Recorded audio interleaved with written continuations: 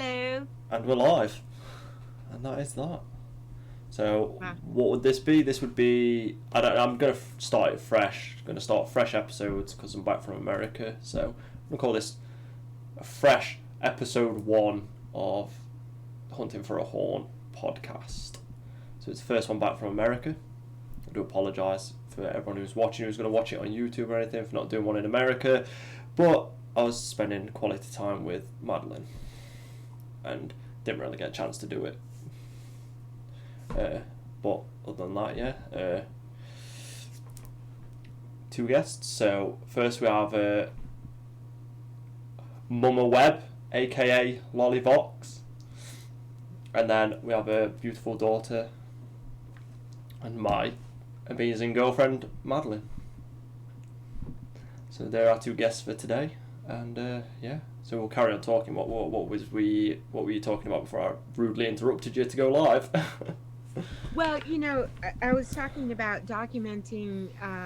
Madeline's making a visual about your relationship as a keepsake, but it's a historical document. I mean, you had to go to Istanbul and quarantine with complete strangers, um, before you came to see her, which is very romantic. And then you were able to, because you couldn't get to the U.S. I mean, you guys were long distance, relationship only. And then, coming back and, it's a good time to document. It's historical. Yeah, Yeah. for sure.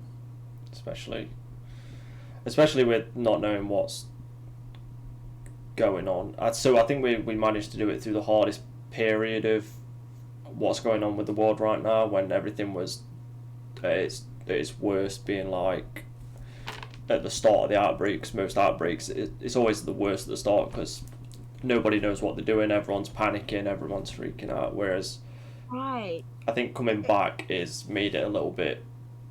I think getting back to for another period of time and then permanently is going to be a lot easier than it was like 4 months ago when I first came out. So Oh, you think that they'll have their act together a little more? I think Well, there's new strains coming out in the UK, so we don't know, we still don't know what's going on. no, I just think I don't think people will get their act together. By far, I still think whether we're all vaccinated or not, I still think we'll be wearing masks and doing that for the next maybe 2 years, just to be Right. precautionate. I think longer than In a that. way, what now? I think it's probably going to be more like 5 years. You may be right. I mean, I don't know what's going on. It's doubling, and there's some things too that everyone's dealing with. Like I didn't go home for the holidays. It was really sad, in a way. But I just don't feel safe going out right now. To what if I'm giving it to somebody, or I don't know if I have it. I probably don't. I don't know if we can. And some But people don't even have symptoms either, and but you Right, can tell asymptomatic. if, you get blood or whatever, they'll tell you if you had it. Right. So these kinds of environments are great, and the thing is that, it can be recorded, so you can use that also for your documenting. I think a romance is a great thing. A 2020 romance is sweet, Mm-hmm. Especially I now, yeah. especially when it's a very truthful romance as well. I think that's it. Like, it's worth documenting, especially because Right. a lot of us have. Well, obviously, I've seen the video that Madeleine's making. She's seen it. You've seen what we've got so far, and it's It's very really fascinating with the music under it and the text, yeah. because it reminds me of a motion comic. It has a lot of different elements. Do you guys know what a motion comic is? I Do think so. you? Yes. I looked it up, so I only know so much, but I'm trying to bring that element in, but like where there's pictures and things and stories and music, and I'm doing it also for my romance with my reconnect with Gordon, and so it's been an interesting journey with that, because how I feel it changes, Yeah. about him. It's constantly changing. It's not the same it's turning into something new, but is not necessarily bad. Hmm. It's going into a holding. I heard something. Did you hear something? It's probably my brother just. Oh, your brother? That's cute. You've got your family back there. That's great. Yeah, it's chaotic, but yeah, you try and tell them That to be quiet, but they just ignore it and they just shout away. It's like, they try. know that they're shouting. Yeah. They want to be heard and seen forever. So it's You know, talking about manifesting. You were talking about that. You wanted to talk about that. Was that part of what you were thinking for your podcast? we'll get into a deep Oh, conversation about it because it's very uh, it's always something I've been interested in because it whether people believe in it or not, it affects everyone uh, differently and stuff. But before we that, do. I wanted to know. Everybody does it organically. That's what's so crazy is they're already doing it. They just don't know they're doing it sometimes, and they don't realize that your body's like a computer. I mean, if you think of the most sophisticated, controller that you can just talk into it and it tells the television what to do, why would not that work for us? Like, it starts making more sense the more technology you have. You go, oh, I could see that, you Yeah, know. yeah, for sure. But But I think a lot of times people are just so emotional about it, and I don't think it's as emotional. I don't think it's about being worthy. I don't think it's about being. I mean, gratefulness can definitely attract more things to you, you know, rich getting richer, but it's not a prerequisite. I don't even think. I think it's just making it. I mean, because look at Donald Trump. He manifests what he wants, and I don't think he's necessarily, sitting around the, morality. So I think there is some mechanics to it and not just the emotional side to it. yeah, And love. there's definitely something like quantum about it as well. But that's a whole different thing. But before I want to do it, because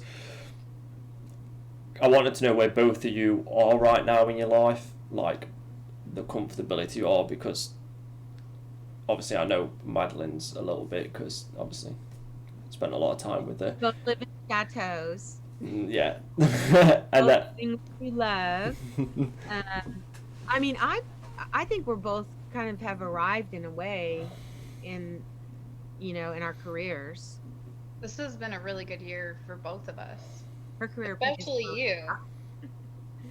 but I'm fine. You know, I just the only reason I even want money is so I can have a house where people can come to. But you can't even come in the COVID anyway. So this is great. I'm having a big time. This is the new normal. Yeah. Yeah, yeah, yeah. It's like the living room. We're in Michael's living room. Yeah. Your bedroom. Actually, But we're Madeline's living room, and this is right outside my bedroom. So I guess we're in my living room, and you're locked in the bedroom with your family after. pretty much. Make them come in there and say hi. Oh, you wouldn't be able to hear anything. It'd just be shouting. But you've gone through in a very short period of time, as much as I've been able to speak to you or what Madeline's told me, you've gone from just in the past maybe like under a month or the few weeks, you've had quite a lot of change happen in your life, a very like positive change as well, which is very interesting because most people will look at it, and this will get into manifestation later, but most people will look at it and be like, well, you've not done anything, you've sat there. But I don't think what people actually see is that over a period of your time of life, you, whether purposefully or unconsciously, you've put all these little motions of little works that you sent them off into the world. And I think how I'd view it with manifestation as well, how I'd view it is that now they've all started to come back to you with reward and Like a garden. opportunities. Yes, like so Yeah, you like sent all these little seeds off, and now they're all it's your pollinated. job.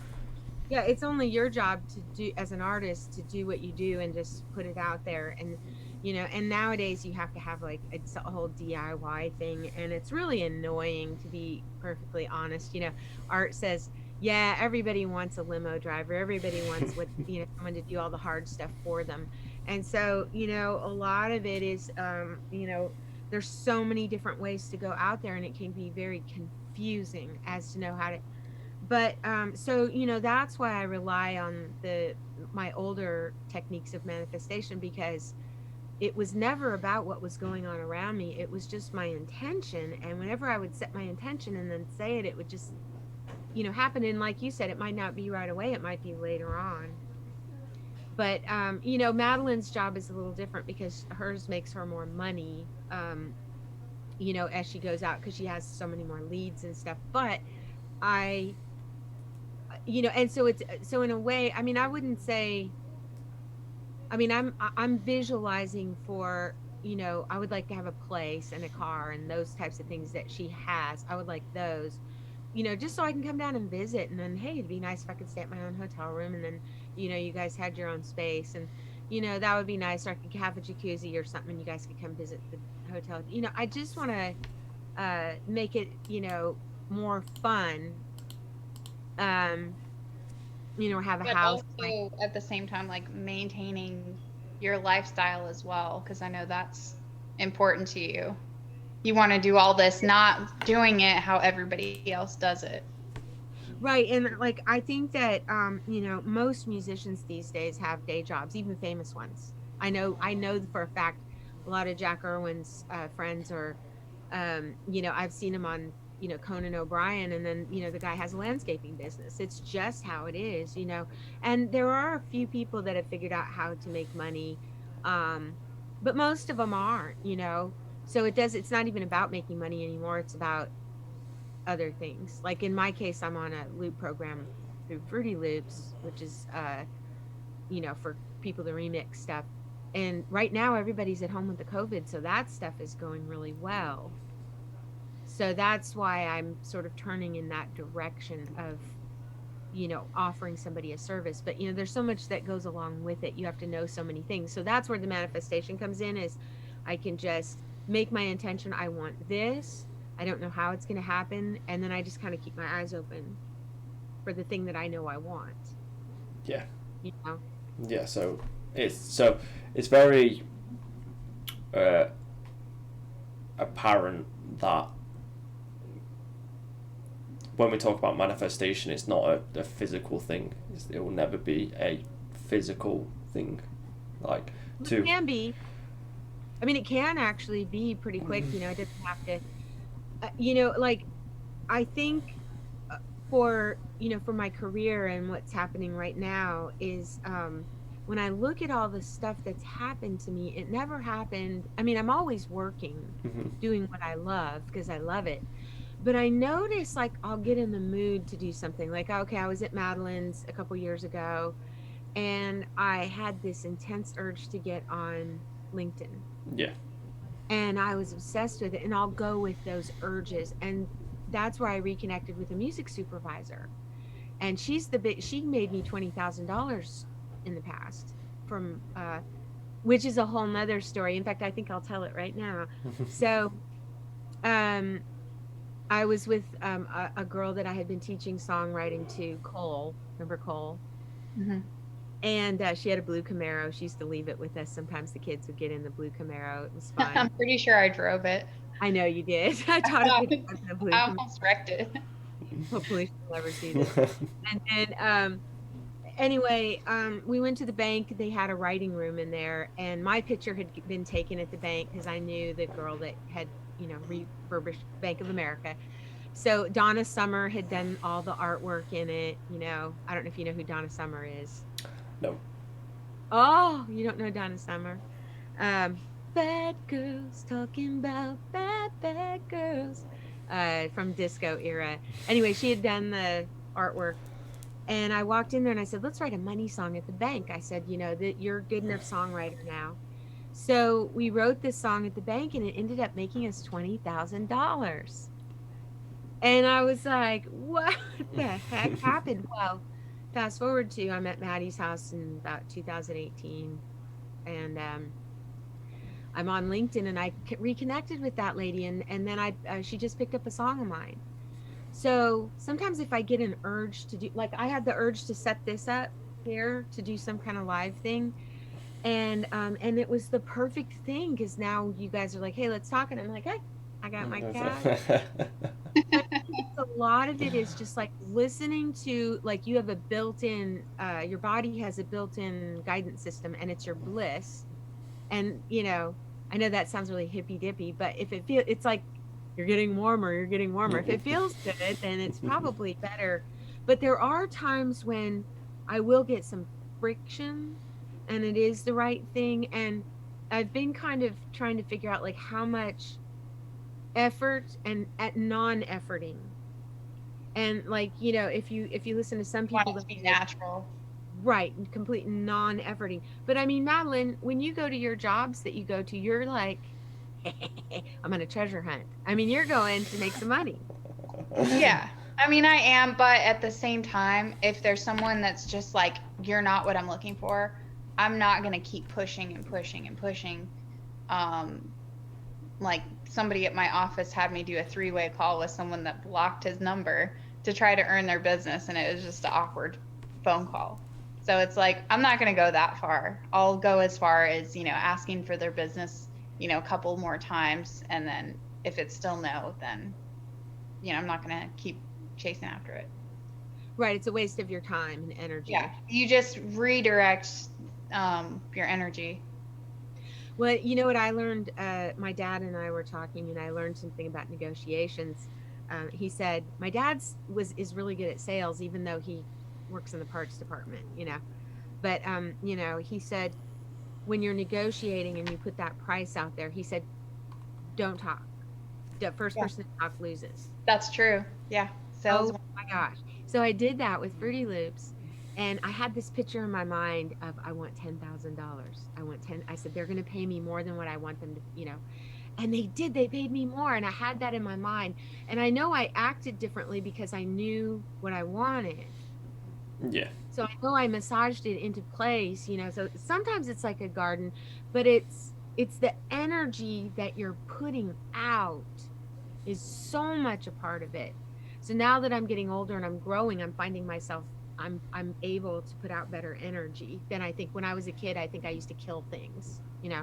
It was like I'd win on this side and then I'd lose it on this side, and I felt like I was more double-minded.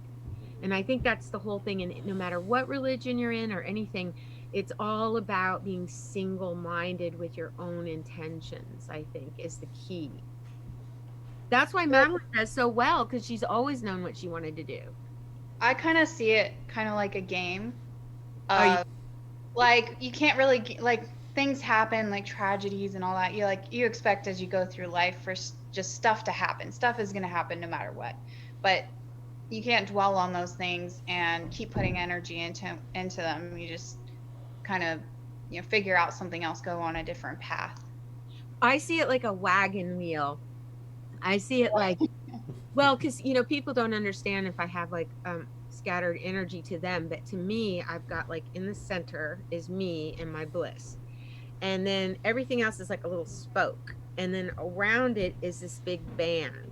And I see it in my mind and I'm thinking, okay, That's I'm not in the mood to do this. So what else in my wagon wheel can I invest in right now that I am in the mood for?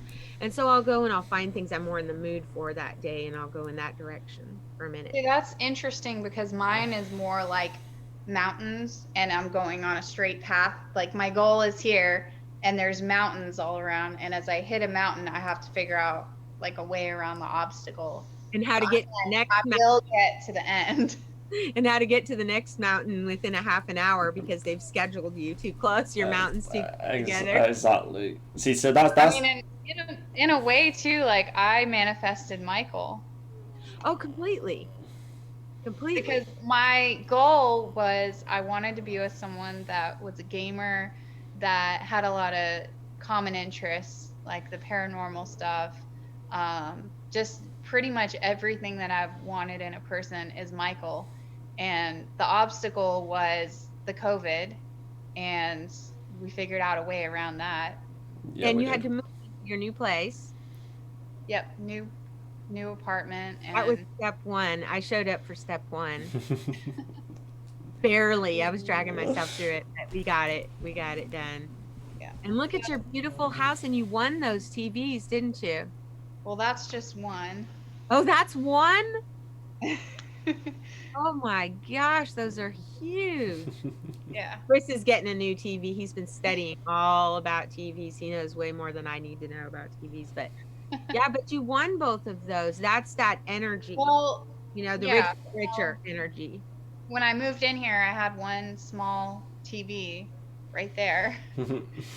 And then I moved that one to the bedroom, and I thought, oh, I'm going to get 2 TVs. And I feel like I did manifest that as well, because I didn't pay anything for those. That is manifestation. And it's so, what I'm learning is it's a quicker jump. But I have a question for Michael.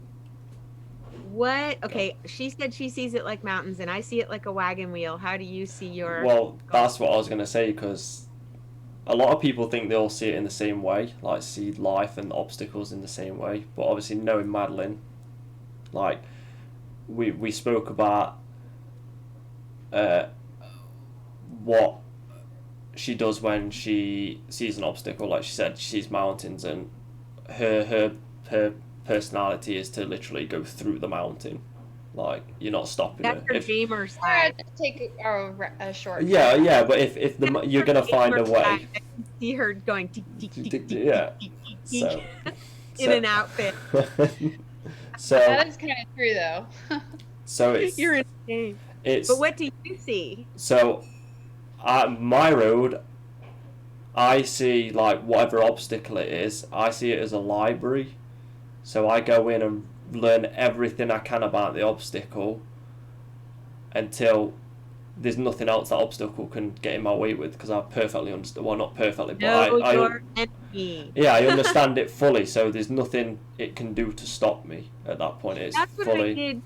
and then I move to the next That's one. what I did with when 9/11 happened. I went to Tower, and I was like, and I found anything I could find on the subject because I was so confused. So I understand that feeling of like, if I can understand why they did this to me, then then maybe we can stop it. Yeah. Well, and I feel like that's where me and Michael kind of balance each other too, because sometimes he is like, "Oh, I'm gonna go into the library," and he starts going in. I'm like, nope, we're going around. We're taking a shortcut. Like now, we're Now not. you can see the hill, take the hill, and he's like, "Let's go learn about it." Now I get like, that. no. Yeah. But that is a good push me pull you thing, because together, because you guys are like, on a team, and you're the hacker, and you're the you know what I mean, like you guys work as a team, and in a way that's But sometimes like if I don't have the drive, or like I'm like exhausted about trying to do more research on something that we're trying to figure out, which I can't say what it is, but well, she's got like a you put the helmet on and then I'm tired. I'm like, I don't feel like going through the mountain right now, so I'm letting him go in. This is his chance to go into the library. Pretty much. Like, figure it out. Pretty much. That's funny. Gordon and I, we were going somewhere, and there was a little push me pull you with us, like a positive manifestation story from our trip. He's very much like that in his head. He likes to study it. He likes to know what he's doing. He's a mechanic, and he's the best mechanic. I mean, he worked for Audi for years as when they couldn't figure something out, they'd send him in, which I'm very proud of him, because I think that's amazing. And I am completely the opposite. I am like, shoot, like put the helmet on, I can't see, and I just go off like Yosemite Sam. But you're like fishing, kind of. I jump in and then I figure it out later too. Well, yeah, I am fishing too. And with him, he like, okay, like I said, look, I want to he had everything planned out in the schedule. And I said, there's got to be some spontaneousness here. I said, or your magic's not going to happen, So he let me have one morning. And so we got up, and it was the best hotel ever. It was in Franklin. It was so beautiful. It was our honeymoon, the honeymoon I never had. And Lana Del Rey's honeymoon record was out. And so we started to look, and I said, well, let's go overlook in this, kind of little shopping place. And there it was, the L and L, which is like a very, they don't just franchise anywhere. It's a Hawaiian place. And he's like, I can't believe they have this. And we go in there and we get the kind of food he can eat as a diabetic. And and there's a picture on the wall, and it's these two young Hawaiian kids kissing. It was like, it was first love, you know? And there was the picture of our island and the place where we'd met, and we were fully in this, you know. It was like we finally got together, and then we had that moment, and he let me be spontaneous. And I feel like in some ways, you know, like I need the wind beneath my wings, but I also want to have that logical side too, you know. Right. You need the balance. You've got a good logical side though to you, Madeline. She has, but Yeah. so her logical She's the balance of the male and female energies. her logical side is also trying to get something done as fast as. So we had a little issue when I was trying to first get to The library. to her no to her in Atlanta. It was in Georgia, because I was like, I'm coming, and she was like, well, I would have done it yesterday, and I was like, so my logic balances her like eagerness out to do stuff as fast as she can, because it's not bad doing things as fast as she can, because she does things perfectly right all the time as fast as she can. That's just her energy that she puts into it. But But if you would have done, if I would have done what? if you would have tried to do it right away, you would have got a flight that you couldn't connect. Yeah, You so would have got to the airport, and without all that research, you would have almost got to America and then sent back. but yeah, so that's it. So my You would have logical been side was like Set back. slow down, because interesting. she was like, oh, Book the you flight, need do to, it. yeah, she was like, just book the flight. And then I was just like, for moments like this, it needs to be like really planned out, because if one thing goes wrong, then I might not be allowed back in America. So I had to be very Well, that's good. That way you guys can Like- learn each other's system. And I think that as a couple, you can know, hey, no, you're right on this point. You know, you can kind of feel each other. And, you know, if you think about it, following your bliss, you have to tell someone, you know what, I don't feel comfortable. There's something not right about this. And get in sync with that, you know, your internal guidance system of what you're, you know, because obviously you didn't feel comfortable. You felt, no, I got to do this. yeah, it was something You know. that needed to be done the right way. And I'm not patient. And she's not patient, so. And Well, she doesn't have time to sit and think of it. She's one of those people. It's like if you're thinking about it, you get on the phone and you take care you of do it. it, yeah. Yeah, and then so it's like that whole thing about give something to do to a busy person and they'll get it done. Yeah. Now I don't know if that's not necessarily the case. If you are very busy, Madeline. I'm busy. But Well, I think it's if I more have as to a go to the mindset, post too, office, because as much as I'm like busy, there's a lot of downtime, but it's not where you want that to be. downtime is tied up because I'm constantly on call. So it's like I'm busy, but I'm not busy at the same time. If she's not by a post office and I need her to go to the post office, she actually has to plan a trip to the post office, and that might mean, you know. So and it's not like so your downtime will be like when you're across Atlanta and there's no post office. You know, there's grocery stores though, which does feed into your feeding or your cooking hobby. My feeding hobby. You feed it up. Just, I like to eat. yeah, The yeah. way to Madeline's heart is through her stomach. I'm not even kidding. She's a foodie. I know.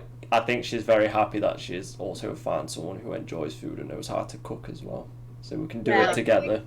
I don't cook as good not as just she does, and not you- just any food, but more exotic foods, Or- healthier foods, more vegetables.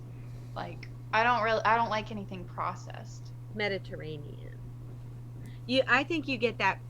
Well, I know she's I probably get not it from you. gonna get it from me. I think food is food, but you know, I think she definitely eats a little bit healthier than I do because, you know, just. But I mean, we went vegan for a whole year, the two of us, and I stayed. We went vegan and we were doing so good. I stayed vegan, but I'm about to do that again, and you know, and everything. But you know, what's really great is You know, I don't look as good a little closer to the camera, but this setting I look great in. But in a way, it kind of makes me not want, like, I don't discipline myself as much as, like, if I'm in a relationship and somebody's up close and you're waking up with your breath in their face and then you're like, oh my God, what's going on? So in a way, it's nice not to have anybody close to me right now because I just don't care anymore.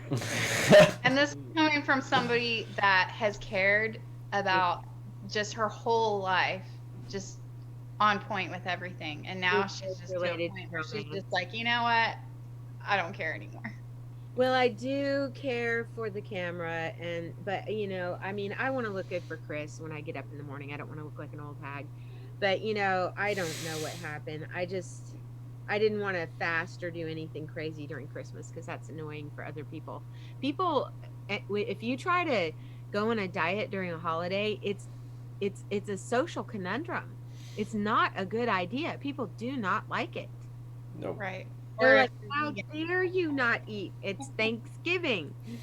You're like, "Yes, but I'm on a cleanse because I'm going to the UK to see some guy." They're like, "We don't care. Eat turkey. I'm a So- vegan. Eat something. Eat some nuts or I, something. I want something. What's your best thing that you make, Michael?" Ooh, my best thing. Ooh, that's. So I don't think I've got one specific dish. I think Tell me your menu. Like if you had a menu and you were like, Beef "Okay, here's stew. my Michael menu." uh so a little bit of Italian food, like cooking a lot of pasta dishes or spaghetti. Uh, make like fresh meatballs, things like that. Any types of stews. Anything to do with breakfast. We've got a good variety of breakfast. I make eggs different to most people. Most people just What don't do you understand do? them. So I add just a lot of flavouring. A lot of salad goes into the actual scrambled, like into the egg. It does. It's not on the side. It's actually in the egg. So I chop it finely, dice it, put it in, and cook it in it with it. So Oh it's yeah, got yeah, extra yeah. flavour, stuff like that. Scrambled with veggies. Yeah, or if I do omelets different to some people as well. I make as Madeline likes to call them, pizza omelets. Oh yeah, it's a pizza omelet. He Oh, puts so an you egg just kind in of a crack it and pan. eat it and then put the stuff on the top? Yeah, so He I puts it in the oven, and it's flat. It's thin, Yeah. and then we cut it into pizza slices. Well, I cut it, and she cuts that into was my pizza. thing. I started cutting it into Well, pizza that's slices because clever. it's easier to just pick it up and eat it like pizza. Yeah. That's clever. Very clever. Clever. So there's the Yeah. I'm trying to because we have different things in England, so different produce and different things that go in certain foods. It's quite difficult to cook a lot of English dishes in America because we can't find the right ingredients and stuff. So, like the only You English dish eat I've American. kissed. Yeah, it's I've only cooked stew. I've cooked like stew. That's a British stew. That's all I've cooked from like. What about shepherd's pie? I know you made a shepherd's pie. Oh yeah, we did. Yeah, we did. Yeah, Did we? I yeah, love yeah. shepherd's pie. See, this is what I was getting to right here. If you're gonna make a shepherd's pie when I come over, Yeah, yeah. next time I see you when Well, you're here, I want to know, like, what was the most shocking thing that you ate in America, or like different? yeah, what was the most shocking thing? Quite, Hamburger. quite. There's quite a few things as if we're looking at like in green, like you don't really know how much like corn syrup America because we don't use it at all in England, like but it's in everything in America, so everything's overly sweet for no reason. But I don't think I've had anything that's bad at the minute, but shocking would have to be. Ooh, what would it be? What would it be? What would it be? Or like new, just something that's new to you, that's like different. So I didn't really eat a lot of tacos. They were new. Ooh, tacos. Did he eat the tacos at San Antonio Taco Company? Yeah. Those are different from anywhere in the world too. So But yeah, Uh, see, this is Taco good Bell. foods. Yeah, we had Taco Taco Bell Bell, for the ew. first time. We got it on camera. Let me yeah, tell you, Taco Bell used to be better than it is now. What did you think? it was. Well, it was kind of weird because we spent like 50 something dollars on Taco Bell. What? I wanted him to try everything. Oh my So God. You probably got sick after that. we ate everything. I think we left one taco. That was all. So We we got steak chalupas, nachos, You didn't like a it. crunch wrap. He didn't really like the crunch wrap. I don't like We got they used crunch to have wrap. good beans. They used to have really good beans, and I would get just beans and cheese, the frijoles. And I'd have to say frijoles and and I loved it. It was so good back then. They had great enchilada and They now don't even have cheesy potatoes anymore. what? I know. I tried to order them. So I my made enchiladas the other day and they were and I thought they were pretty good, but I used ground turkey meat and I'm getting tired of meat. I want to get back, but I do I like feel the same way. tamales. And Yeah. I will make you some tamales with Madeline. She makes them better, so we'll make them together. And then I want to make them taquitos too. taquitos would be fun, but I was thinking like something where I could do a vegan, like make tamales with the chili and the cheese on the inside of it, but make them nice and soft and small. She makes a really good the crust around it, and she knows how to put them together. Mine look like monster balls.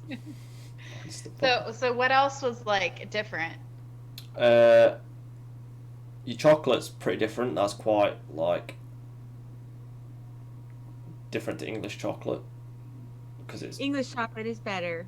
yeah, it's definitely sweet. So and I think some people might agree with me if they've been to America. Your salad and your produce taste a little different than English produce for some reason, and I don't know if it's either the pesticides on it or what you spray at the spray thing on the when it's in the on the shelves because because they say it's just water, but I can remember when we went to Publix one time to get some things and the water hit me and it made my hand itch.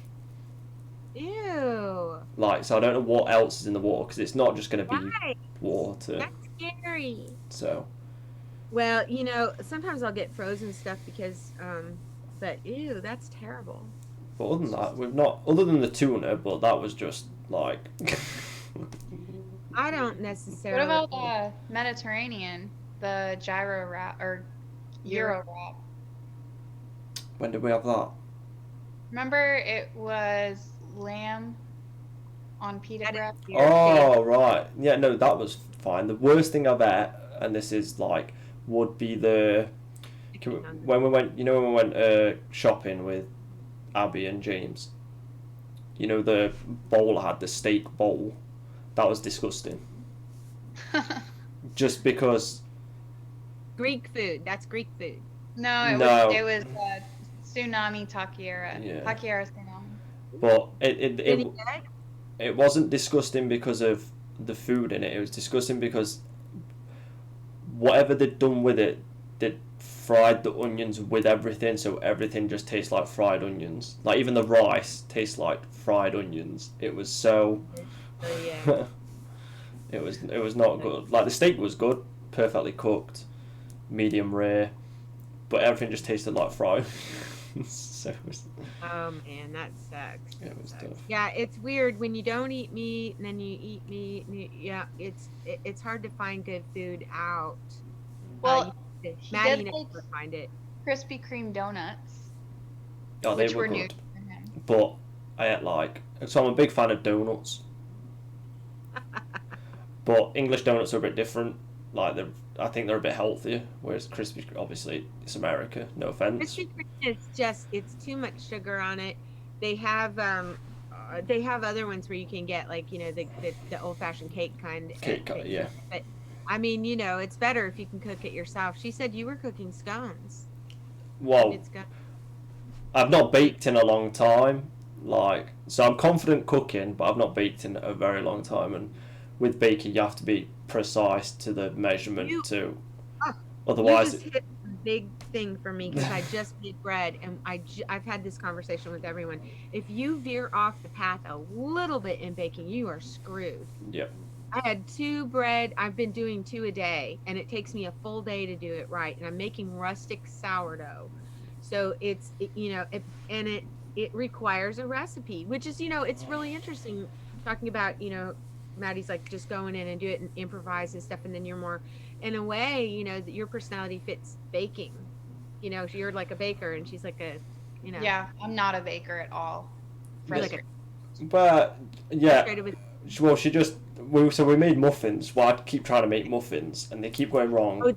bake off. Yeah, we do We had a a bake-off. bake off, and so I was doing everything, measuring everything, and they still went wrong. Like they still went Yeah. wrong because I've not done it in so long that I'm not. You have to be confident when you're Oh, they baking. were so good though.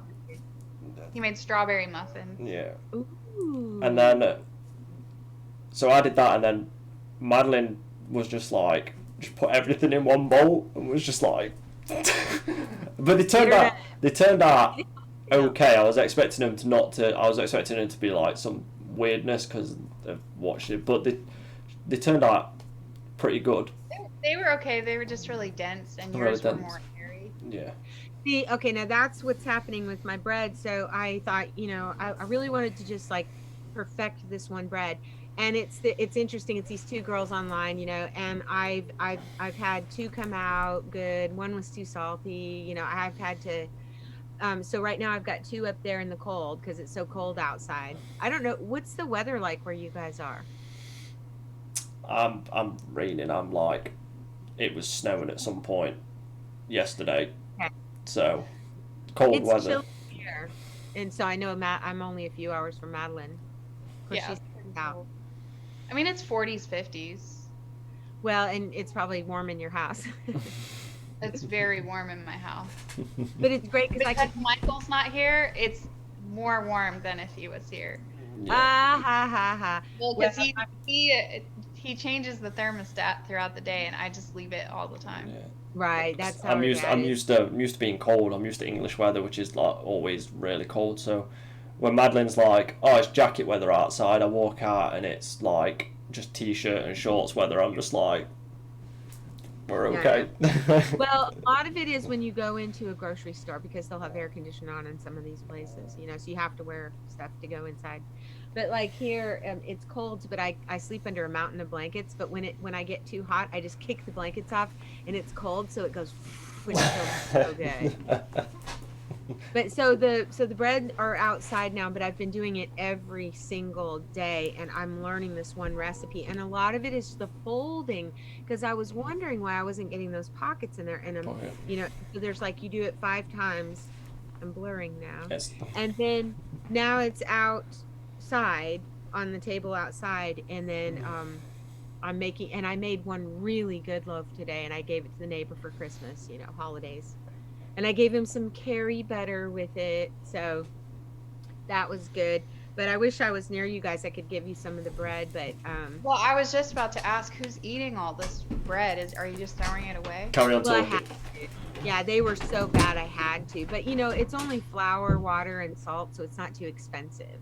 Right. But I've been perfecting the baking a little bit. So but when I come to see you, I'll make a Kalamata olive, rosemary and olive loaf. Ooh, yummy. Yeah. We'll have to try my chicken pot pie. Ooh, yeah, eat it now. Eat it now on camera. Here, I might show it to you. You like my earrings? Yeah, I saw them. They're cute. I got them from this Chinese place. Yeah, he's gone and we've completely gone mad. You know what? I can't. I think I need to use the restroom. But talking about it's interesting talking about relating styles in a relationship and then baking and improvising and cooking and stuff. And so it's interesting because there are different styles of doing things, and by the time you guys get to your age, you've kind of figured out what you do. And I think that's the thing about Gordon and I is that, I think he needs more spontaneity in his life, and I do offer that, and I sometimes I'll push him, and then sometimes he'll corral me, but it's definitely, that what they say about opposites attract, because you each bring something new to the relationship. If you had two people doing the same thing, it's like you're all going around in circles doing Yeah, for sure. nobody's doing this side. But I don't think he wants to do finances and thing, or I mean, I don't think he wants to, I think that he and I will always be separate in our finances, Yeah. always, as even, if we were together, we would be, because um you do your thing and I'll do mine. Yeah. You spend your money, I'll spend my money. Yeah, I don't want to cause anybody any troubles, and I don't want them causing me any troubles. I want my own money. I want my own thing, because I worked so hard to get here, and I don't want to be a burden to anybody either.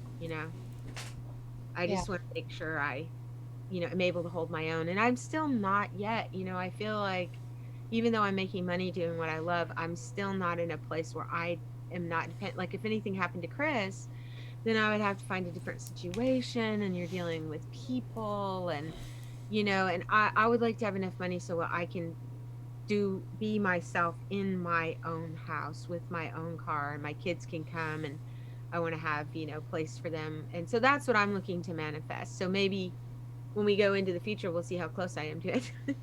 But Yeah. then the COVID comes up, and then this is the best place for me to be right now. Yeah, for sure. Because everybody's struggling with, businesses are falling apart. There's a lot of things going on in the world that um everybody's trying to find their way financially, just like I am. It used to be they were all, in my mind, everybody was set, and then everybody else toppled over, and I was like, well, hey, I've been toppled over for a while. The music industry got pulled out from underneath us back during Napster, and everyone else was just, the world just went on going the way it was, and the musicians were struggling. And now everybody's struggling, so now I don't feel so bad. I'm like, Well, not everybody except the really. real estate industry. Pardon? Everybody's struggling except the real estate industry Why is the real estate industry doing well? because interest rates are the lowest that I think that they've ever been. They're at like a 2% interest rate right now. So Are you everybody is selling buying? their house. So the real estate market is hot. So everybody that's in the housing type industry, so building houses, remodeling, um, moving, cleaning, just that whole industry is booming. Wow. Which is great So, for you. well, it's great for a lot of people. Um, so not everybody is having a hard time. It's been a That's positive. true. No, that is true. A lot of restaurants are having a hard time. But for me, my business is going well because a lot of people are staying home and they have time to make music now. So that's why I'm going to do my subscription site.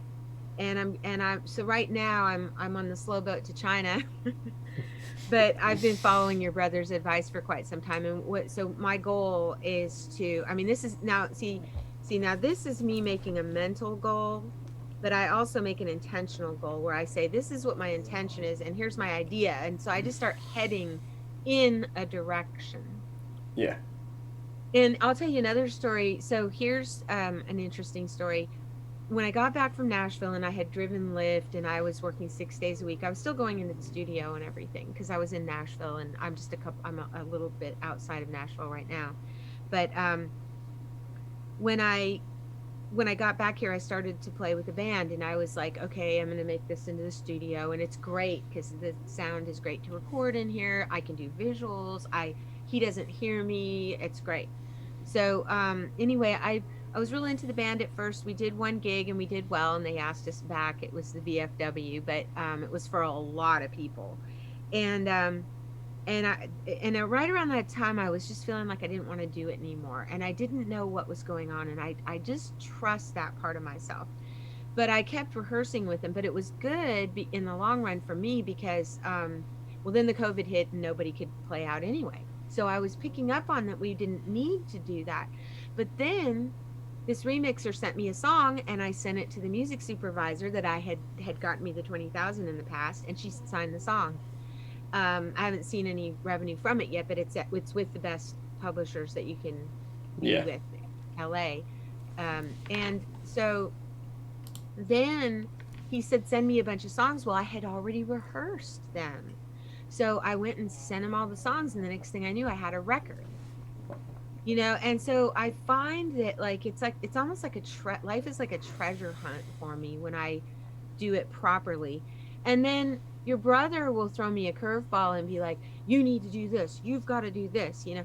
And a lot of times he's right, you know, but I still listen to my gut feelings. Like I'll let him talk about what he's telling me, and I look from a bird's eye view and I go, okay, don't be stupid, you know, because when my song came out on FL Studio, Aren't You Clever? If I would have been smart, I would have done a record with Joseph Faison, Mr. Special. I would have done that. I don't know what I was thinking. So I kind of look at like there is a time to be logical, and it's good to be open minded. And in my older age, I'm finding myself more. So that, I mean, this is interesting conversation for me because I'm always trying to figure out that balance between efforting and not efforting. Yeah. I mean, I'm always efforting, but I always like it to be when I'm in the mood.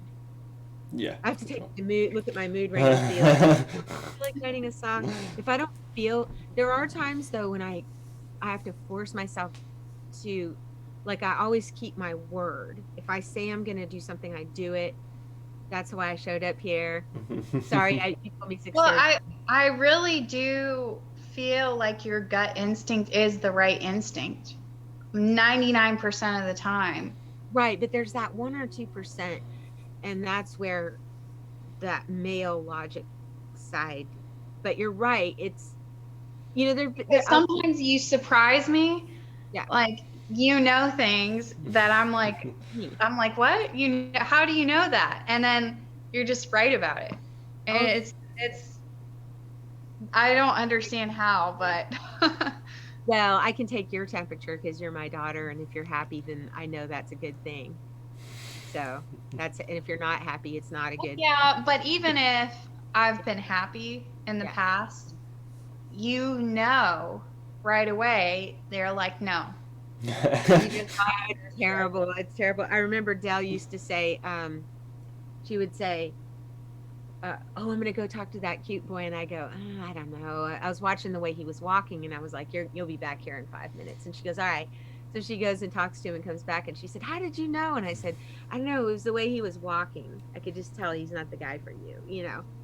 And she just couldn't tell. She would see, you know, LA, you know, cute, looks like this.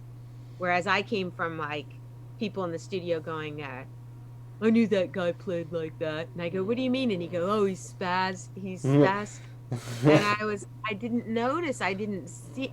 So once I saw that for the first time, I started to notice. Yeah. And then you can kind of pick up on people. Yeah, a lot of people just ignore, well, not ignore, but aren't in tune because they're not paying attention to it, aren't in tune to, if people are off and you know it's not right for somebody, it's sometimes very obvious, but people just aren't in tune with that, and it kind of just passes them by, which is, like you say, you can, like, sometimes you can just tell by how somebody walks, and without going into too much detail, like Madeleine showed me something yesterday, and within like the first 3 seconds, I'm just like, no, like that's that about it. Like Yeah, all of the peripheral it's just stuff that you pick up on. Yeah, And you're like, I don't know how, but I know this. Yeah, it's very in tune. So it's definitely with, you trust that feeling in yourself. yeah, you have to trust it. You can't, like you say, logic is good most of the time, but sometimes you have to trust that feeling inside of you where it's something knows.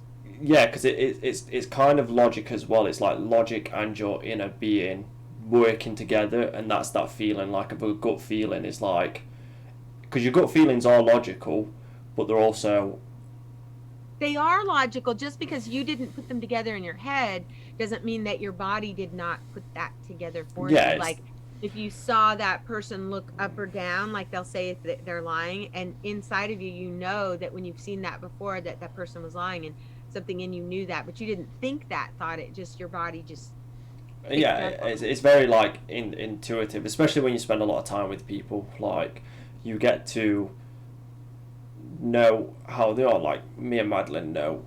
Madeleine knows when I'm upset, like, or I'm having a like an off day because of past issues in life, and then I know when Madeleine's like upset about work or stressed or something, like you naturally pick up on these things, and it is logic. It's like it's very like the gut feeling comes from like your soul. It's like your soul telling you, But like, it's the logic of your brain that picks up on it, but it's doing things when you're not aware. Like you can't be conscious about it all. It's subconscious. You can just feel oh, it. Yeah. Feel it. so it's unconscious. Right. Well, that, So I unconsciously. bet that comes into play when you go into a house, Madeline, or you talk to somebody on the phone. Your energy does play into it sometimes.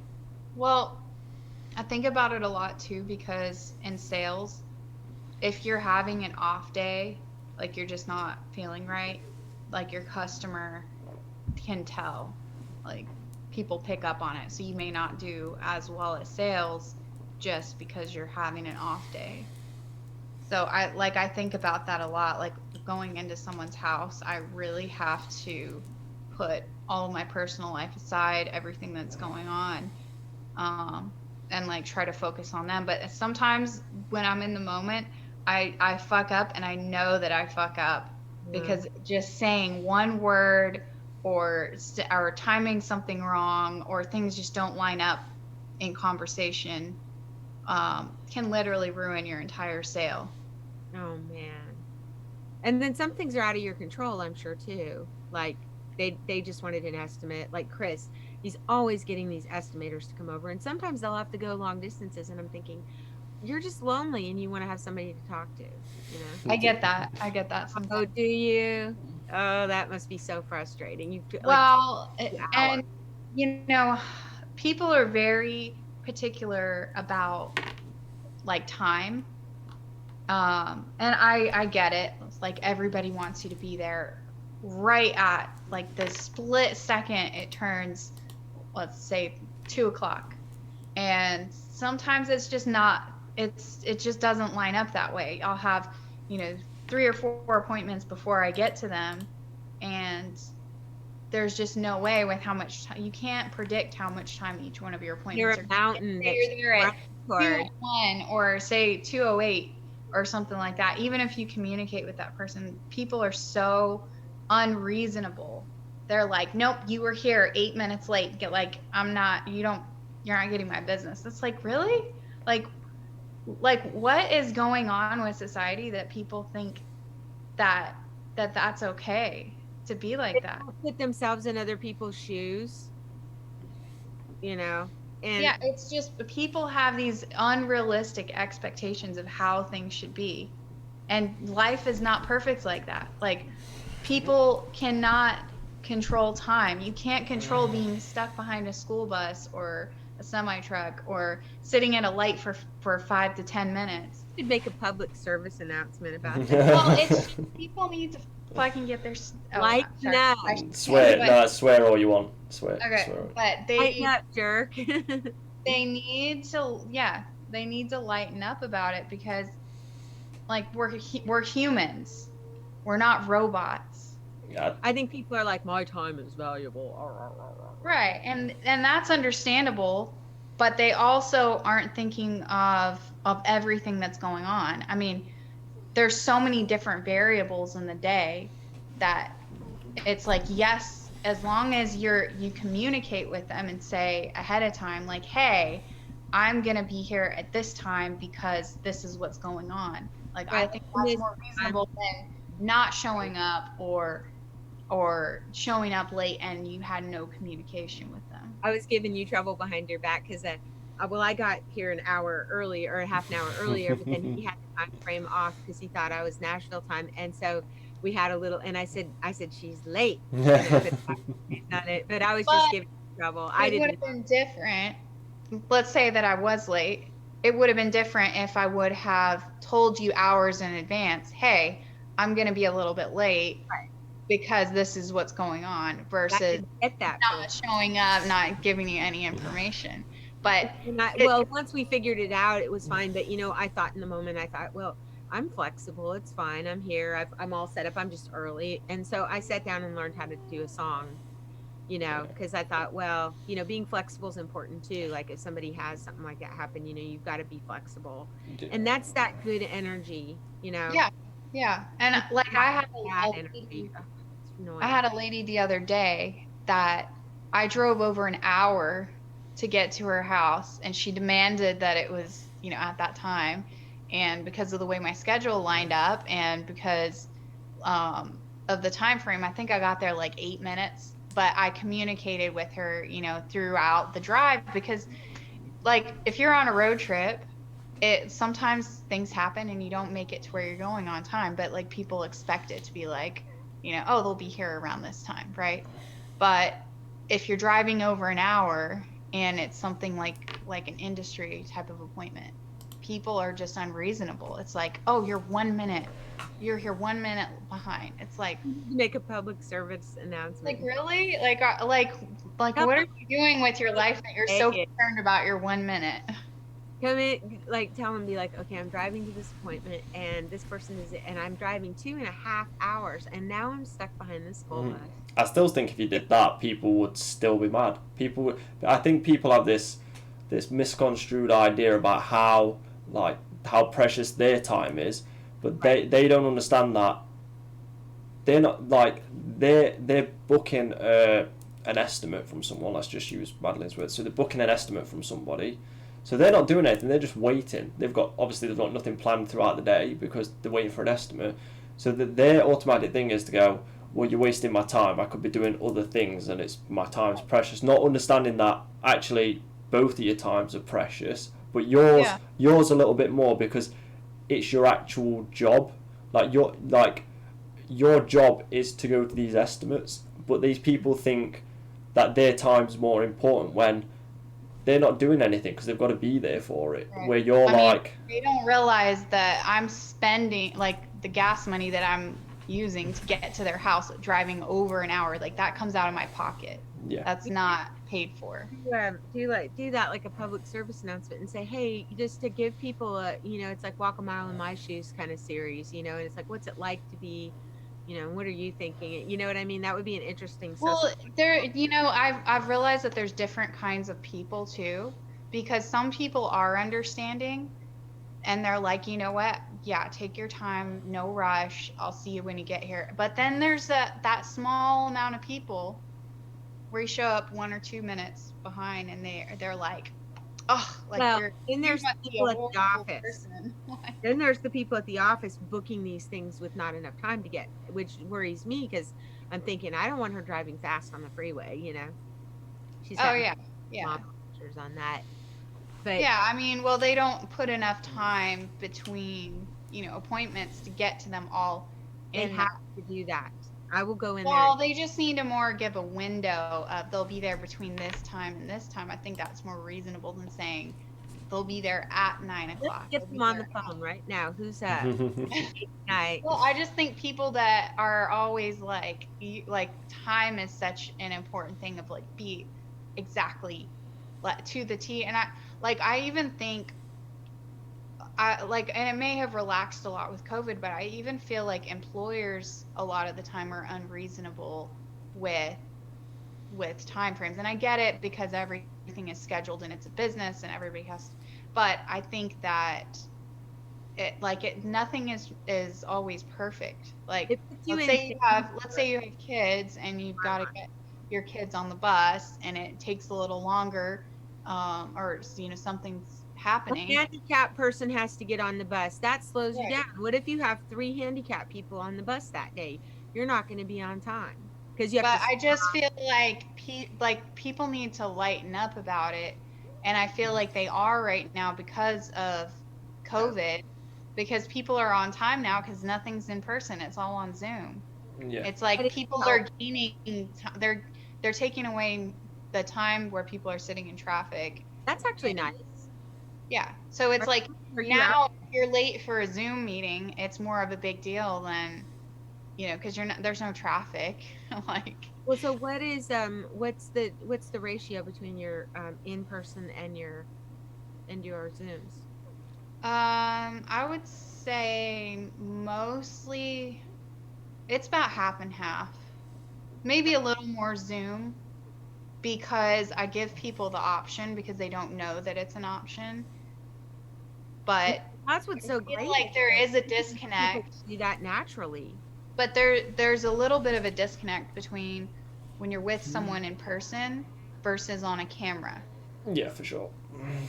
But Because, you're just showing them what they're moving, so you're just punching in the buttons, right? well, no, I mean, in person, there's a lot more to it because you're looking at what they're wearing, how their body language is, like, or they're looking at what, like, my body language, what I'm wearing, what, like, the the way I move. There's just certain elements that, no, you don't really, you just kind of sit here like this. But Hey, you I don't would really get be a better feel for on. a person or I would gut be better on feeling. video. Like, you don't really appreciate the person's time as much because it's just a video call and they're usually faster versus if you have somebody drive all the way out to your house. They get to your house, they knock on your door, they spend their time walking through your house, they know who you are, they know who your family is, they know who your dog is versus Oh, you can make your sales a little better when you can get to know them personally. well, you can, and I feel like there's also an emotional element to it too because people in person share a lot more, so they'll talk more about like the struggles that they're having in life and just it's more to relate to because if you sit down with someone and you're open to hearing about them and about their story and who they are and why they're moving and really get down to like the core of things and you know who they are, then they trust you more because they're like, oh, Madeline knows exactly what I'm going through. She knows how to solve her problem. I become Madeline and not just like a company. Yeah, you know this. Right, you're there to help them. Yeah, you You're know. like the bridesmaid or the wedding planner or the.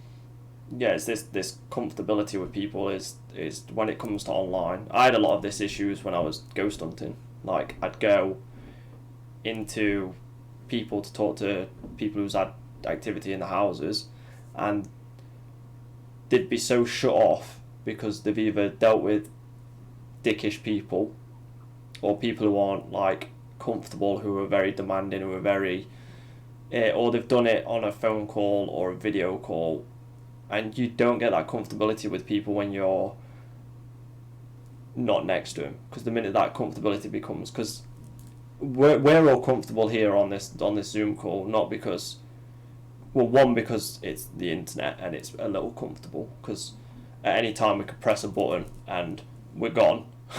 We're like, I'm using the bathroom. I'll be right back. go. But yeah, no, I get what you're saying. It's not in person, but it's the best we've got.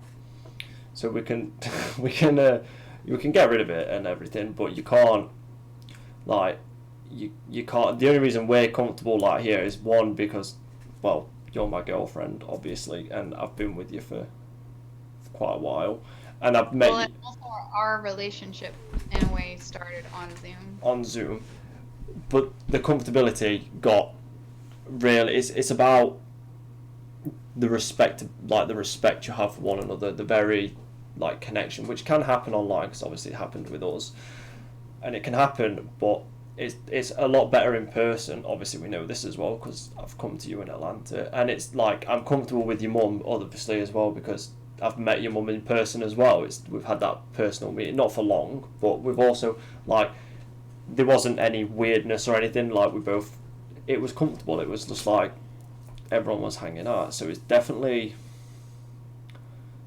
more feasible for you to do it in person. I'm not bothering you, am I? For that Saturday Night Live skit. And they come up and they're like, I'm not bothering you, am I? And it's like clanking something. They're like, no, you're not bothering me at all. How is their accent? Oh, I don't know. Atrocious. Oh my gosh, I've been watching this repair shop thing, and I'm noticing there's different things in the English accent. There's different types of, just like there are Southerns. Like you don't realize it, but Southern people have different accents, and you can tell where they're from. Yeah. They're from Alabama. You might see the back of their tongue. But they might. I'm not saying stereotypically, but kind of. And then if you get Nashville, you got Nashville. Yeah. I'm from Nashville. Franklin, Tennessee. There's kind of this sort of like, a little bit of clip thing in Franklin. And then there's like a kind of a southern thing, like if you go down to Georgia, it's a little more sing-songy. Like if you go to the Bless your heart. grocery store, yeah, they're like, hi, everybody in Georgia, you're starting to get into that, peach, Yeah. Georgia peach. But in, No, I'm not. I'm actually, me and Michael were kind of discussing it. I'm not really it doesn't feel like I'm from America in a way. it does to me, I hear the San Pedro thing that you have in your voice that you may not hear from my cousins. I hear it in your voice. Is that where I get it from? I think so. It's if you start hearing my cousins, you'll hear it. It's a little bit of a nasally thing, but it's a San Pedro thing, but it's also like a big city kind of thing too, where it's like that, like you could be a news announcer and have a non-accent accent. You know what I mean? That kind of urban. I mean, because you're in a big city in Atlanta. It's not. It's a big sexy city. That's an inside joke. But yeah, and then Nashville was always like the redheaded stepchild, but now it's a different city. I don't. Nashville. But there's kind of like this American stereotype. And like Michael was saying, like I don't fit into that stereotype at all. And I feel like that's because of the way that you raised me. Oh, thank you. Art But said you're more like very today, and I was like, I'm the adult cultural. in the family. You're not really from any one place because you've traveled so much. I know my dad. Well, we were from San Pedro, California, but we moved north, and then we moved to to Northern California, then Colorado, then Hawaii, and then Alaska. So really, you're from Alaska, but we moved away when she was so little. Yeah. So I don't know, if you have a little bit of your dad's Midwestern or my San Pedro, but Probably I've San noticed I'm San I feel Pedro. like it's more California. But that's what it is. It's more California. That's what it is. Yeah, it's definitely not your typical American It's not accent. LA. Yeah, it's not LA. It's a little. Not Valley Girl. No, it's not, Not like, a Valley girl. my God. They do have those people out there. Oh, in yeah. California. What are you doing? Every time like a group of girls goes by, Michael just rolls his eyes. He's like, ugh. Because they all just sound, I they're think that's cute, Michael. all like just, You only have eyes for Madeleine, and I can do. tell. And that's the way it should be. And and I think that whenever if you're ever with anyone that doesn't see life that way, it's like what for me, I don't get it. If you've got a soul connection with somebody, you really aren't interested in anybody else. But that's just me. yeah, I do agree. It's very, Weird to me to think, how could you? But I guess I mean, to each his own. yeah, each their own, but I think I think as generations get more and more prevalent into the future that they come, I think it's definitely going to get worse. I think as humanity, we've lost a lot of people, a lot of humanity have lost the morals of how they should just treat just a regular another human being, and then I know that has really gotten weird. Do you think it'll ever get to the point where, like, remember that series you were making me watch, Madeleine? She makes me watch stuff. The one where they won't let you be with one person. I don't like that. oh Oh, I Brave want them New to World. force me to be with somebody, and I don't want them to force me to not be with somebody. I don't like either of those. I want to do what I want to do when I want to do it. yeah, Is that American? America. America. I'm not that kind of America. No, it's It is weird when you go to different countries. But I mean, do you think that it'll ever get to that point, or do you think that that's kind of silly and stupid? And that no one I think it's kind of got to that point a little bit now where I think it's instilled in just younger generations that are now older to like treat the person who they love with like no respect or with what they think is respect. Like they like you see a lot of people who are like who cheat on each other with so much ease. Not even friends. Yeah, and it's so easy to them to do it, and then you have to step back and you think, why are you in a relationship in the first place if something comes, if something of Energy. They're double-minded. That's what it is. They're not in the relationship they really want to be in there, and one. or they've outgrown it and they don't know how to, get out of it. Yeah, it's very if you can breach that trust so easy. And me and Madeline's had a discussion about morals within like how people are and stuff. If you can breach something that's technically sacred between two people, is the relationship between them. If you can breach that trust with that much ease, with not even any self doubt or any worry or sympathy that you've done something wrong, if You that got to comes, look at the relationship. yeah, if that comes so easy to somebody who does that, what else will come easy to them? It like if something that trustworthy, that what we hold most dear to have a relationship. As me and Madeline know this a lot more than most people, and you've probably How can we experienced it. be lovers if we can't be friends? Then I is mean, really, how can you be lovers if you cannot even be friends? And it's so funny because these young girls, they sleep with these guys and then they're like, they never called me back. And I'm like, you're not even friends. You don't even know this person. Like, there's intimacy and autonomy things that have to happen before you can. Oh, this is interesting. I What? don't think Michael really knows a lot about that. Like, you and I have gone really deep into what you're talking about now, but I Well, don't think I Michael read a has book. really gone deep into that because he's not that experienced with long-term relationships. That well, there's a courtship, and I even do it with friends, like for example, someone called me today, and she's a new friend, and she was like, oh, I ghosted you, and I said, well, that's okay, because I take a long time to get to know my friends, and just kind of get to know each other's rhythm, because there's a rhythm to being alone and being with people. Look at me, I'm like, I'll never finish my earrings, but you know what I mean. And so um and I think for, as you get to know somebody and you get to trusting them, that's why it's funny, I don't think Gordon ever really understood this. He's probably going to watch this, so I don't mind him hearing it, but I kept telling him, look, let's go backwards, and it's okay to step backwards in intimacy, and let's go back to being friends again, because then we'll treat each other with respect and get out of whatever this is here that's not working for either of us. Let's pull back. And I think that he kind of was looking at that like, oh, you're friend zoning me. And I'm like, no, I'm not friend zoning you.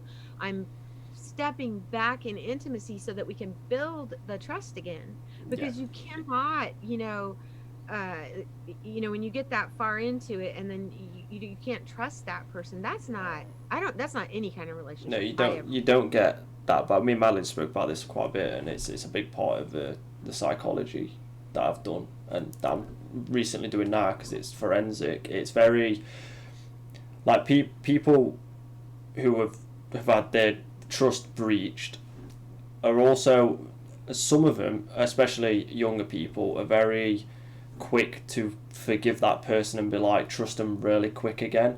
Where I think some people, especially me, this is my view on it, is like if you breach that trust of the connection and just the trust in general between two people in a relationship, like then you breach the trust in that friendship as well. So if I can't trust you as a loving person, as my partner, as my soulmate, as thing, people will be like, well, we'll just be friends, and it's like we could, but that's going to take some time to get that trust back as a friend.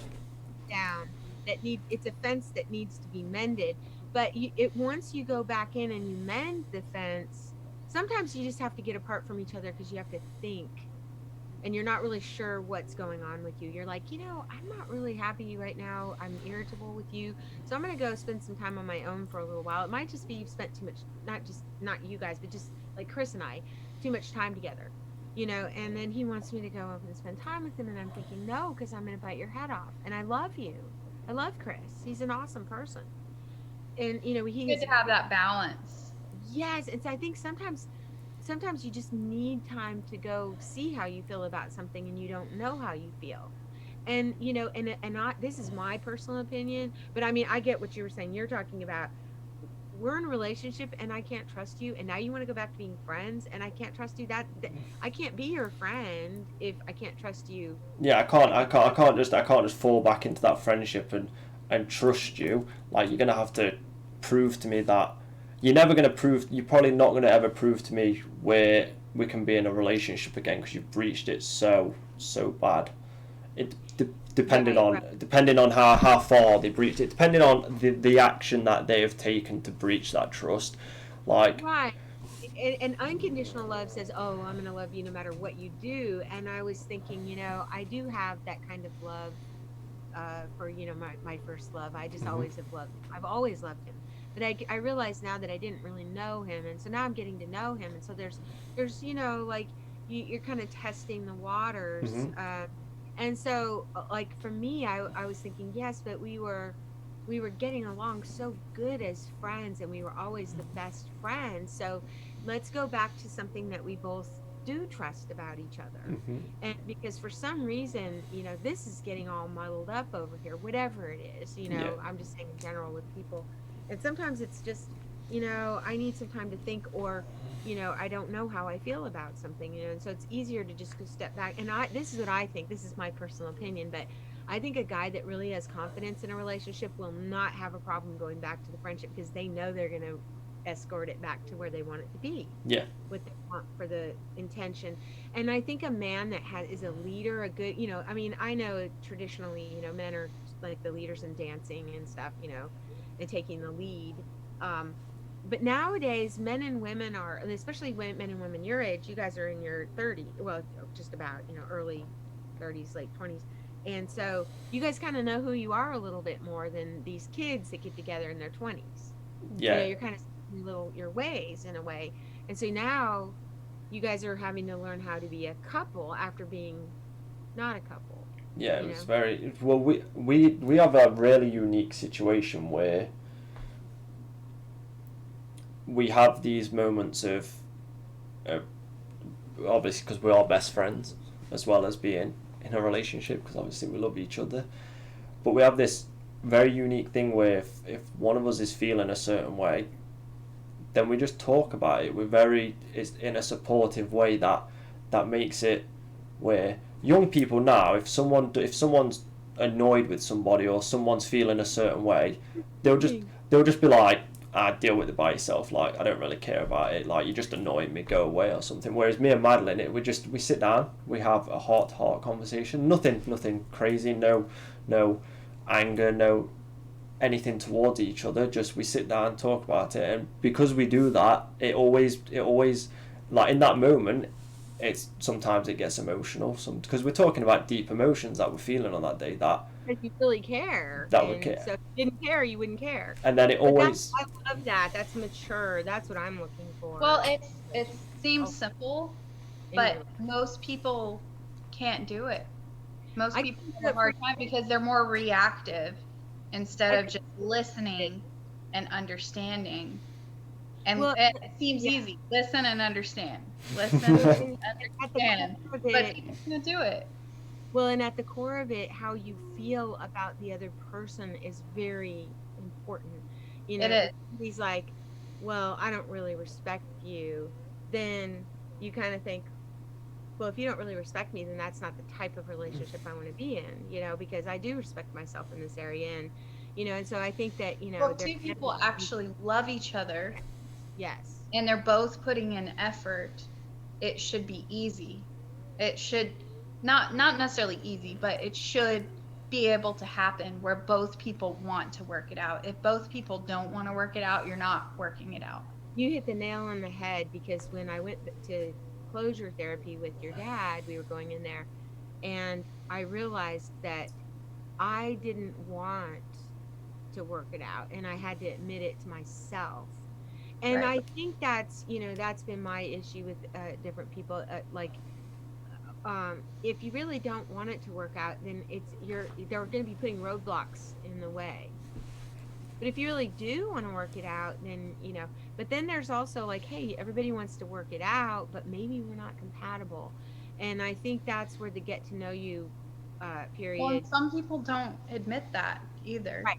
They don't Some want people to just not drag it on and they don't, yeah, they don't admit, they just sabotage it, Mm-hmm. but then they blame the other person right. that's getting upset That that you hit why the it's not working out just so they can have an out. Yeah.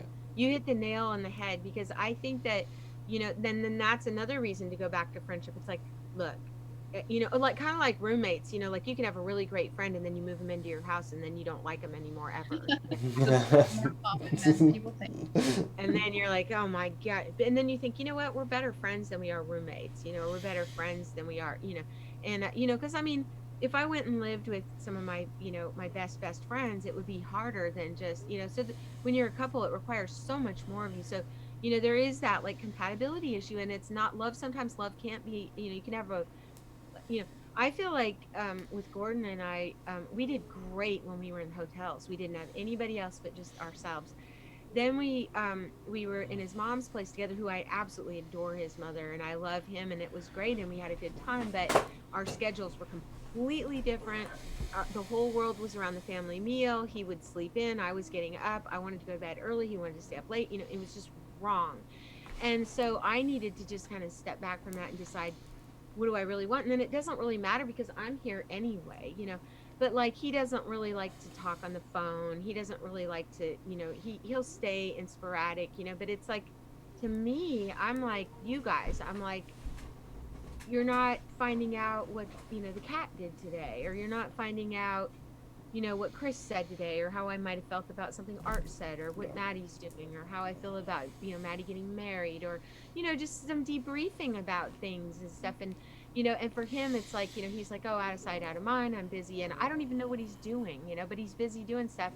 So I'm in my mind, I'm thinking, well, I'm sorry, but we may just be incompatible.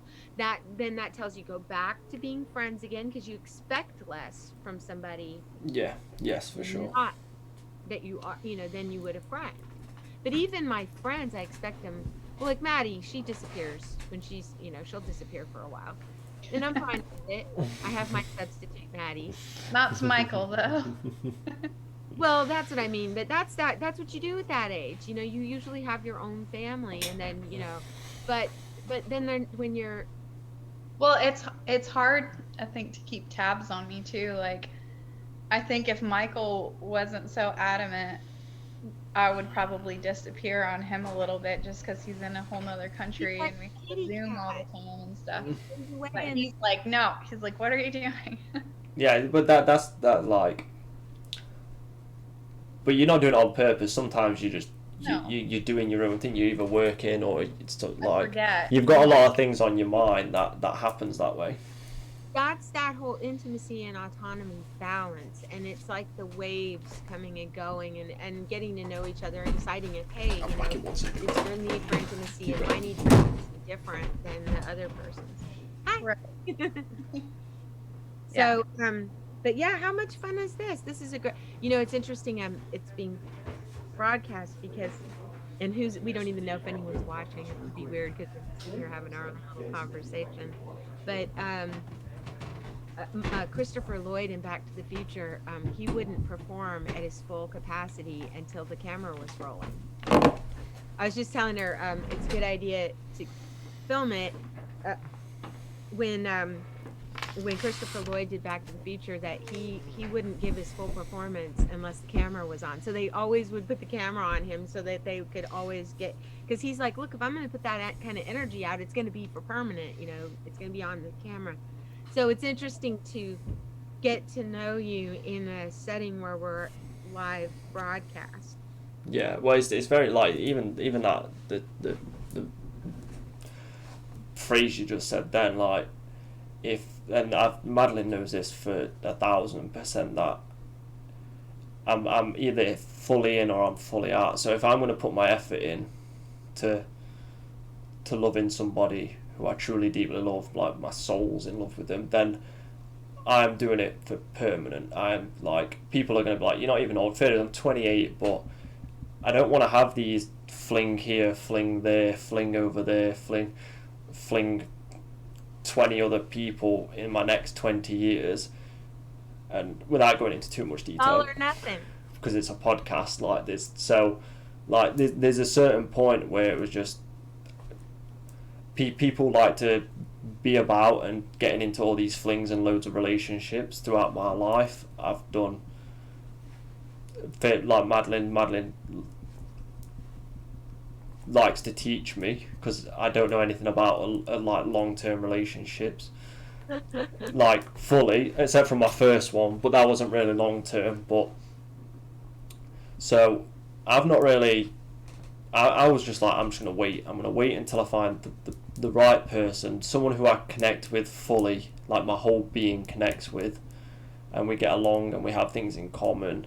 And then That's great. and then I'm putting everything in, I get that a lot from men. and it's gonna be permanent. I'm like, I'm in it for till I'm in it till I'm 90 doing this in a rocking chair on my porch. Well, it's interesting because right before Gordon and I reconnected, I mean, I loved him, and then when I got my heart broken, I just shut everybody else and I ran the show, but I still, wanted a lover, but then when my awakened artist leader Deb said, I would like get with these guys on POF, and I would just about get where I was gonna meet him, and then I would call off the date, like I would never meet him in person. And she said, well, what do you really want? And I was like, well, I had a vision board, and there was a couple, and they were just looking at each other, and I thought, I want to be with someone where it's equal affection, where I'm not afraid to tell them I love them, where I could look them in the eye, and then his memory kept bubbling up all these years, but I finally got a hold of him, and it's a crazy weird story about that, but I won't go into that. But now that we had our honeymoon, and now that we did all of that, I feel like I can concentrate on other things now. It was like I feel fed in that area, like kind of like when a dream comes true, like when I went to Paris, I wanted to meet with artists, and I did. I had this great experience with some artists at the Starbucks there, and I met like all kinds of artists that day. A painter, Matcha, and she lives over there now, and I'm still friends with her. She looks at my songs on Instagram.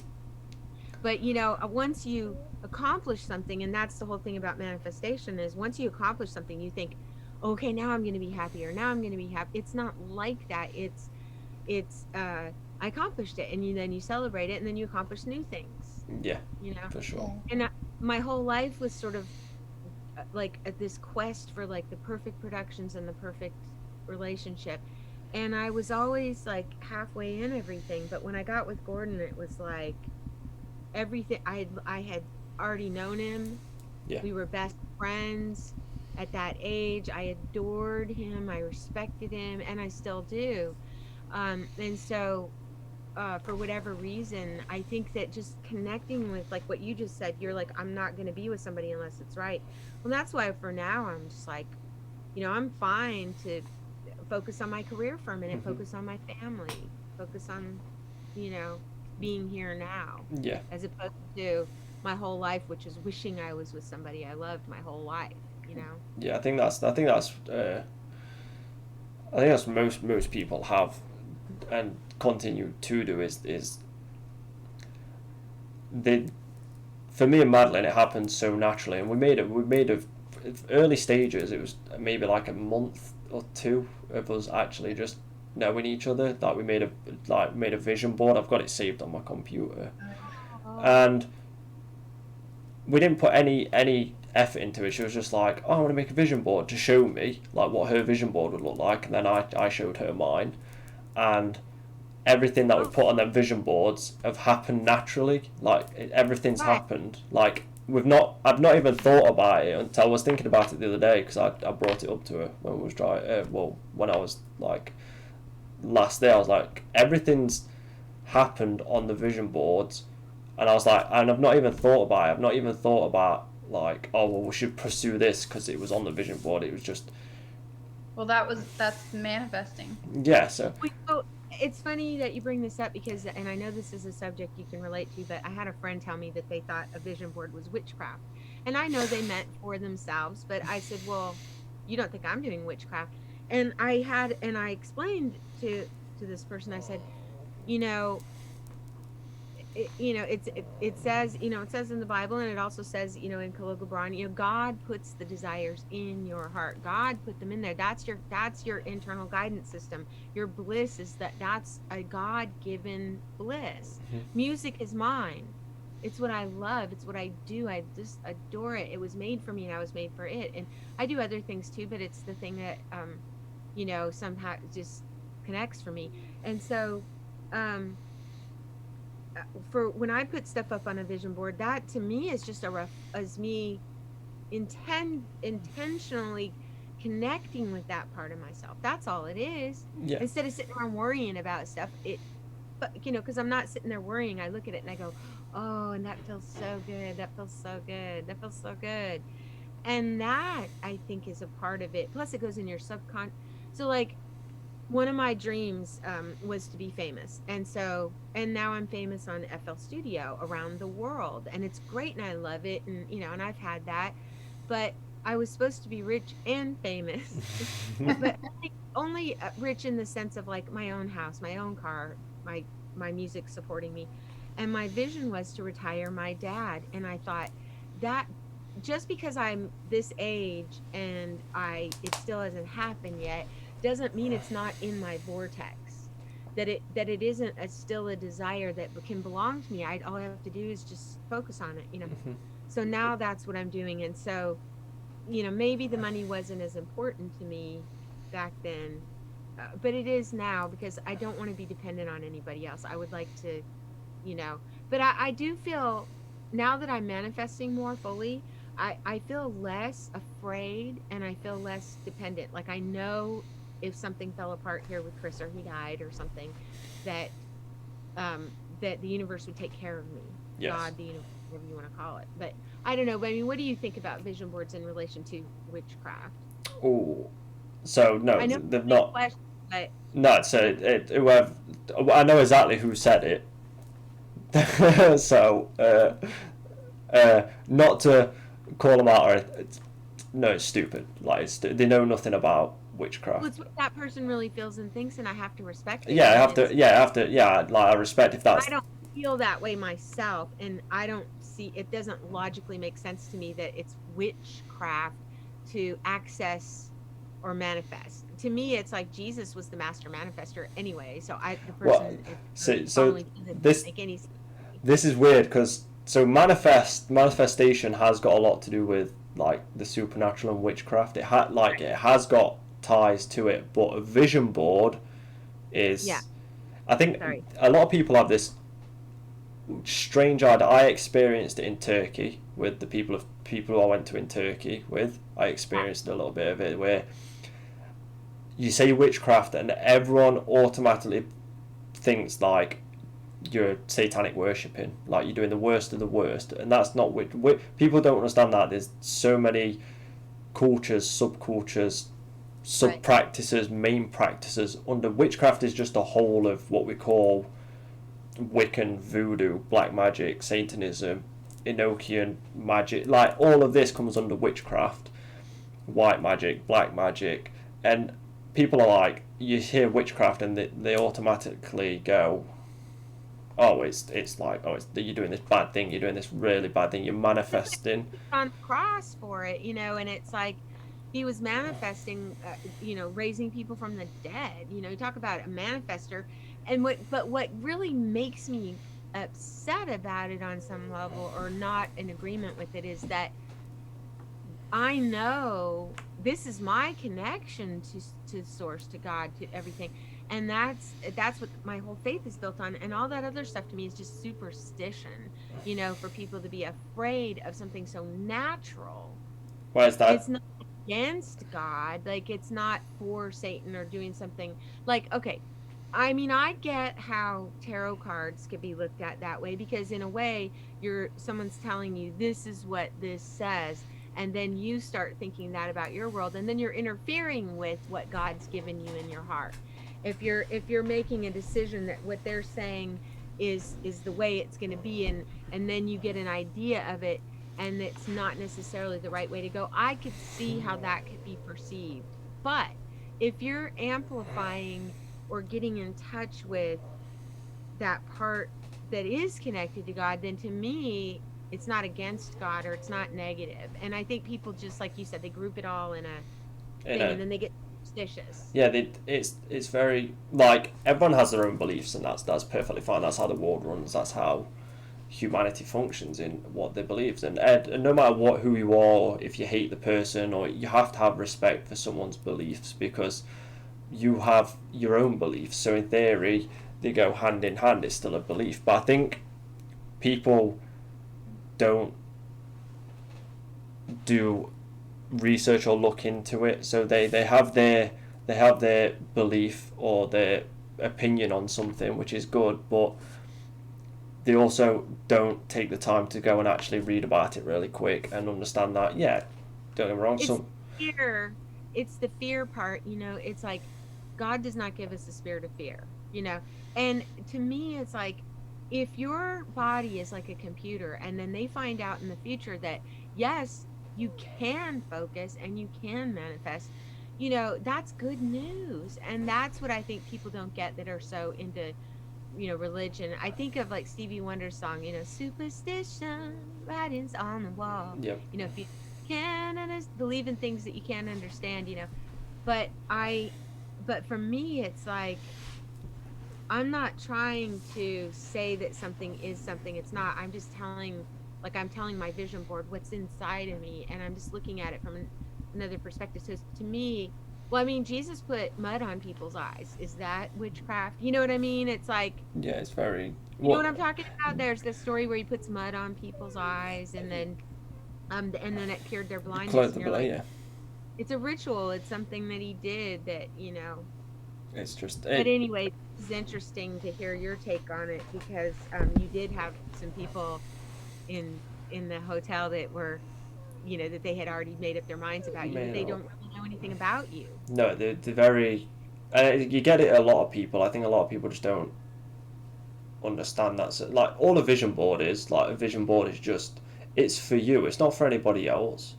Like it's for if me and Madeleine make one like we did. It's for us. It's not for someone else outside to then bring what they think about it onto it because what it doesn't affect. Yeah, It you're doesn't dreaming together on the board. exactly. It doesn't affect anybody from the outside world who's looking in. It doesn't affect Well, them. witchcraft would be something maybe that affects others. Yeah, so a lot so depending on what type of witchcraft you can do. So I don't. magic always comes at a cost.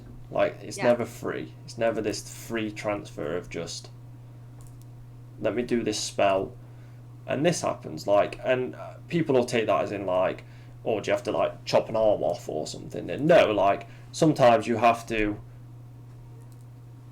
get fresh herbs and stuff and destroy them. Oh, So you and so I read that I felt like my friend she needed some protection, and I thought, you know what?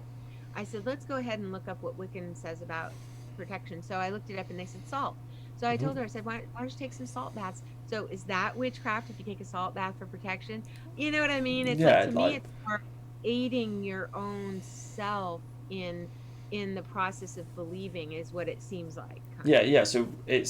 So witchcraft is mainly for the person who's doing it, not for anybody else. There is some types of witchcraft where Voodoo dolls. it's not for like yourself. You're doing it, and you can see the let's just call it magic because that's what it is. The magic actually occurring. So if we take a tarot cards for instance, like if you go to if you get let's say you get the same cards and you give it to one tarot card reader, they're going to put it out and it's just the same cards and then you're like right they'll tell you something. If you take them same cards and take them to the same person and they pull out exactly the same card, they're going to tell you something completely different because it's their interpretation of what they're seeing in the cards. So when it comes to magic and tarot cards and certain things that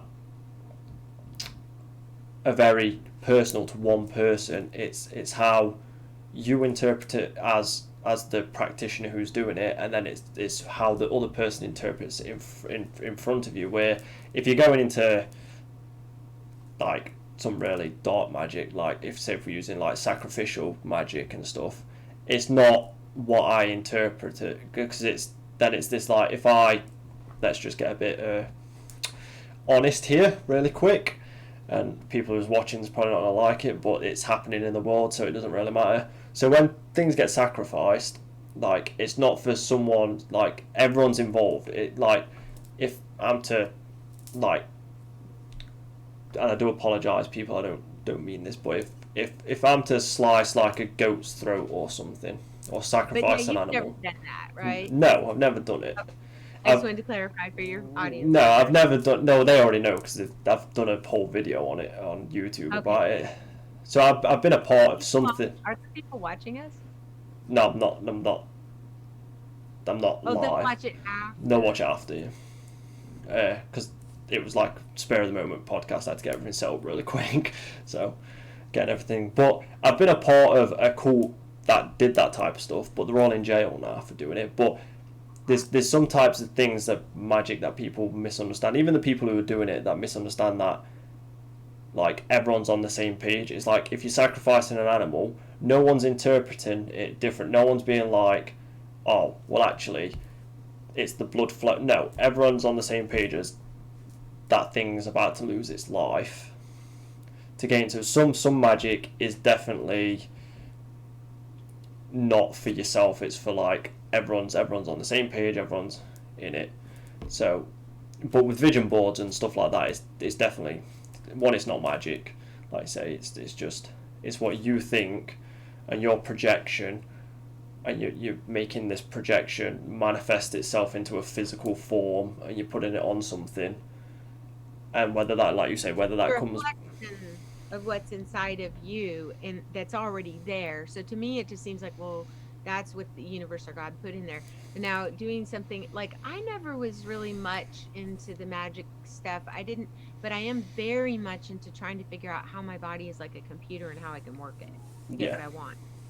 And I do find that there are certain things, like, I started looking at my life and I was thinking, you know, no matter what religion that I was at that time, whatever I was studying, it didn't, whether it was Christianity or something else, or just, you know, New Age stuff, none of that ever mattered. I was still able to manifest, whether I whether I loved myself or hated myself, all that stuff. So then I started to put it together. I was like, you know what seems to work the best for me is speaking it out loud. I used to say, I'm going to get a cut with a country artist all the time. And then I got Leanne Rhymes. Yeah. Or went to the bank and I said, let's write a money song at the bank. Now, there was one time I wrote a song at the bank and it still hasn't made me money yet, but I said it again. You know, so there are times when things don't happen. But anyway, I need to go upstairs and retire. Turn the heat. Yeah. But I had so much fun talking to you guys. Yeah, no, it's fine. Who's going to be watching this? Quite Your a few. friend? Quite a few people. Because I'll put it straight onto YouTube after. I'll go through it all, make sure everything's fully functioning. I'll just hit it straight up to YouTube, and then.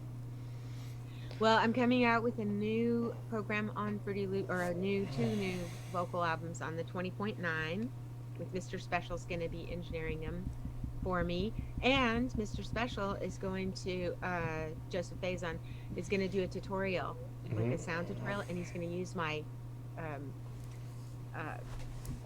when we get closer to the site, and he'll use my vocals and stuff like that. Can you sing something as an example? Because I don't think I don't know if people know. Yeah. The light reflects you. I wanted to protect you. That's one of two of the vocals. And I'm going to make up one for the ones you wanted about the anime. Maddie wants me to do some anime stuff. like my little thing here. Yeah, that's cute. Colorado, huh? Thank you. I love it. It's cold down here. So Well, that was really fun. That was really in I wonder what his fans are going to think.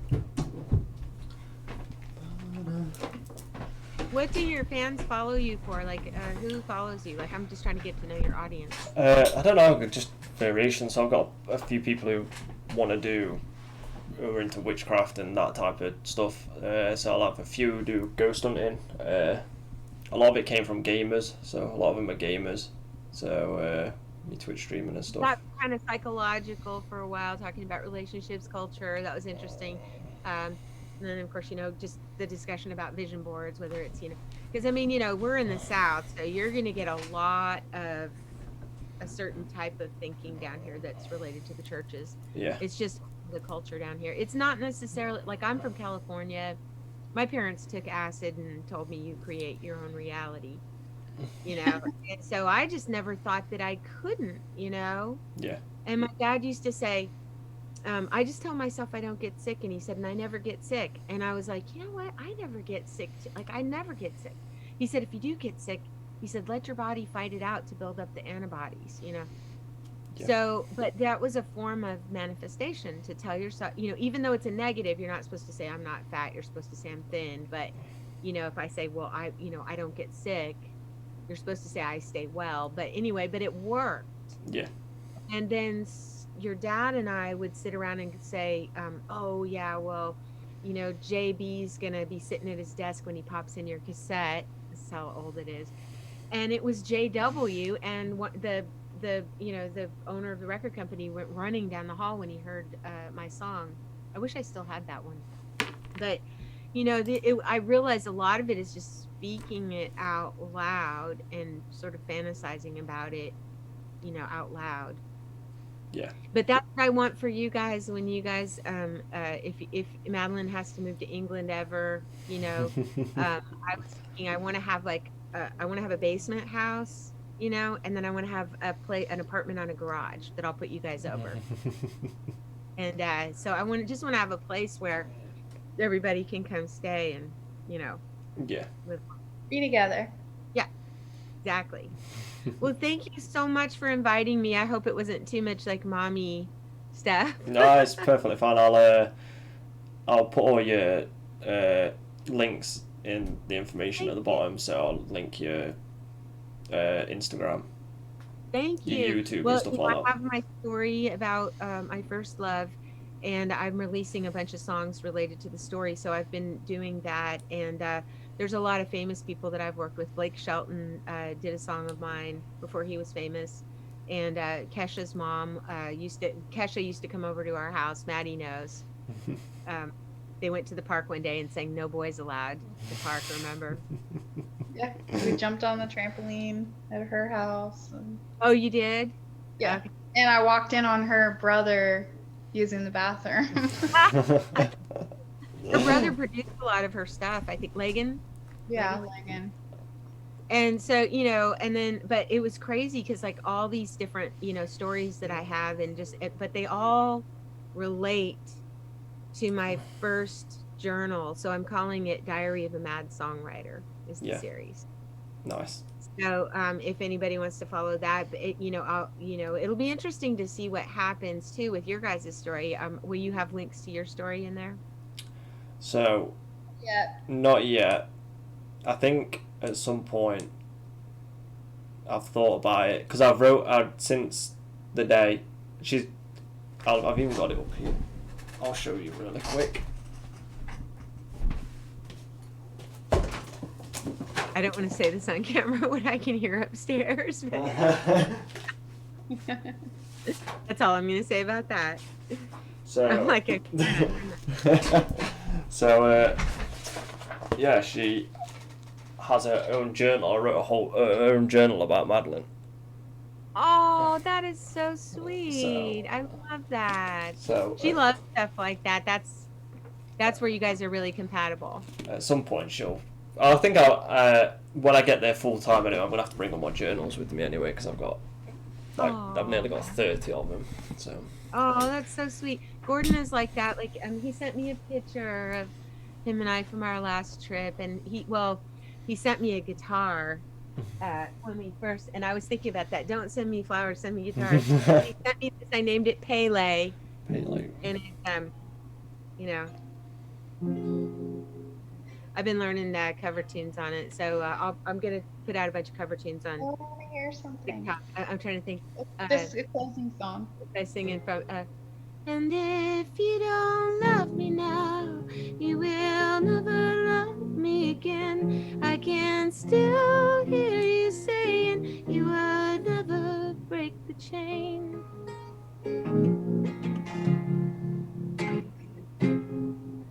So that's and they have like 15 seconds where you can do stuff. So I only have to learn 15 seconds of cover songs. Awesome. But I was trying to think like what would I do, and Art wants me to do an Ariana Grande song, and I'm like I don't listen to her. I listen to Lana Del Rey. But I'm always afraid to like give away my influences because you're like, oh no, they're gonna find out that I sound like this. But I mean, the reason I like Lana Del Rey is because she sings up in the higher registers, which is where I sing. Yeah.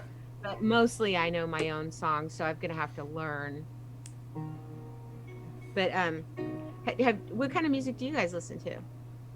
See, this is kind of funny. This is because I'm quite a big fan of like country, that old country. No way. Yeah. Like Taylor Swift and Lady A, or like more gritty. No, like Bob Seger, kind of like. Oh, okay, like Johnny Cash. Well, Bob Seger's not country. No, but it's got that like countryish like twang to it a little bit.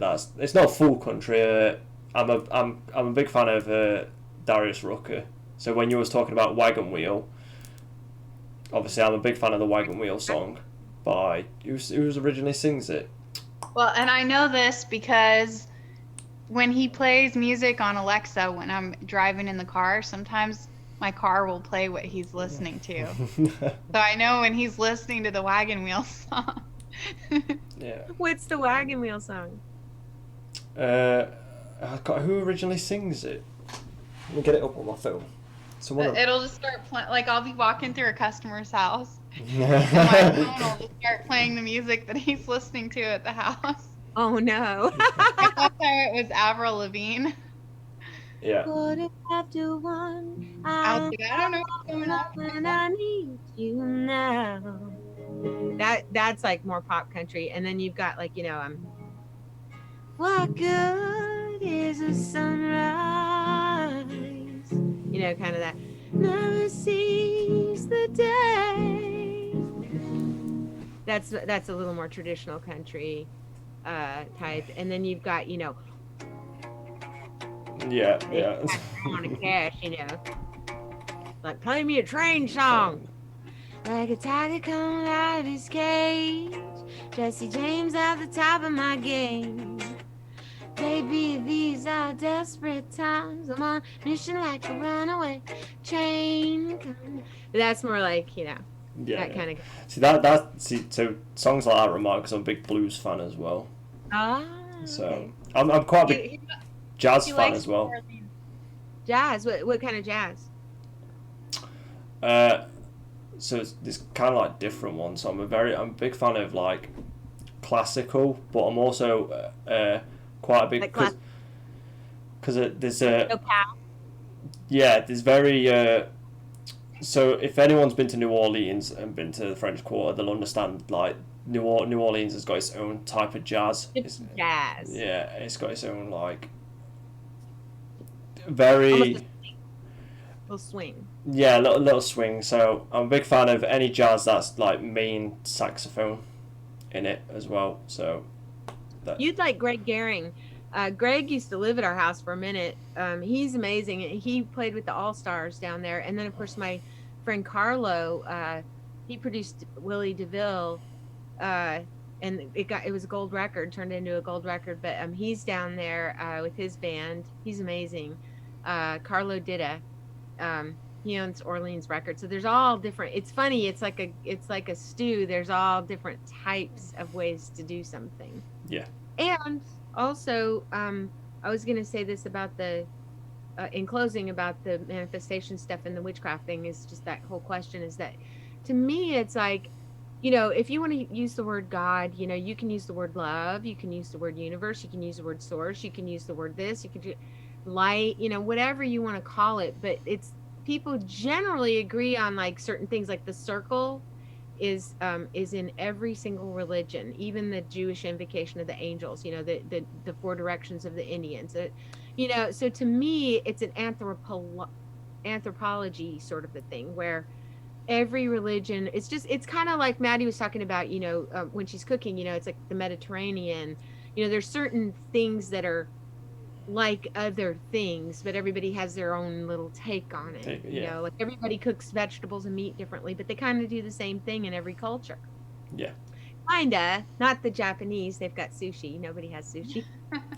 But you know what I mean? Like generally speaking, you're gonna like Greek or Mediterranean and stuff. It's gonna be vegetables on a grill with your, you know, if you've watched Anthony Bourdain.